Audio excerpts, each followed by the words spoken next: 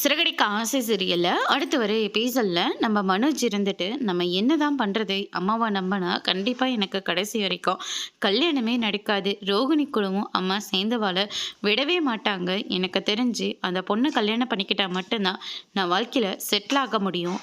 ஜோசியர் சொன்ன மாதிரி நான் பெரிய லெவலுக்கு போயிடலாம், $1,000,000 கூட நான் சம்பாதிக்கலாம் அப்படின்னு சொல்லிட்டு நம்ம மனோஜ் வந்து முடிவெடுக்கிறாங்க. அதுக்கு அடுத்ததாக வந்து பார்த்திங்கன்னா அடுத்த நாள் மறுபடியும் ஷோரூமுக்கு வராங்க. வந்த உடனே வந்து பார்த்திங்கன்னா நம்ம சந்தோஷ் இருந்துட்டு போயிட்டு வழக்கம் போல் ஆப்பிள் ஜூஸ் வாங்கிட்டு வந்து கொடுக்குறாரு.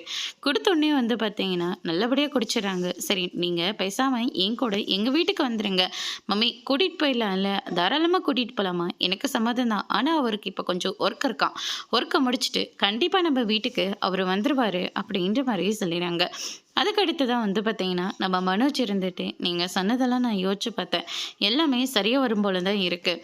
எனக்கும் ரோகிணிக்கும் அவ்வளோவும் செட் ஆகலை. நாங்கள் 2 பேரும் சேர்ந்து வாழ்ந்தாலையும் கண்டிப்பாக அம்மா வந்து எங்களை ஏற்றுக்கவே மாட்டாங்க. அதனால் நீங்கள் சொல்கிற மாதிரி நான் உங்கள் பொண்ணை கல்யாணம் பண்ணிக்கிறேன். ஆனால் எனக்கும் ரோகிணிக்கும் சட்டப்படி நாங்கள் விவாகரத்து வாங்கினா 5,00,000 நான் ரோகிணிக்கு கொடுக்க வேண்டியதாக இருக்கா. வெறும் 5,00,000 தானே, நான் கொடுக்குறேன் பணத்தை, இப்போ செக் எழுதி கொடுத்துட்றேன் அப்படின்ற மாதிரி வந்து சொல்லிடுறாங்க. அதுக்கடுத்து தான் மனோஜ் இதை கேட்டு ரொம்பவே சந்தோஷப்படுறாங்க. அதுக்கடுத்து தான் நீங்களும் என் கூட வந்தீங்கன்னா நான் ரொம்ப சந்தோஷப்படுவேன் அப்படின்னு சொல்லிட்டு மனோஜ் இருந்துட்டு அவங்கள கூட்டிகிட்டு நேராக ரோகிணியோட வீட்டுக்கு போயிட்டு நடந்த எல்லா விஷயத்தையும் வந்து சொல்கிறாங்க. அதோடு இன்னைக்கான பிரம்ம முடிச்சிருக்காங்க.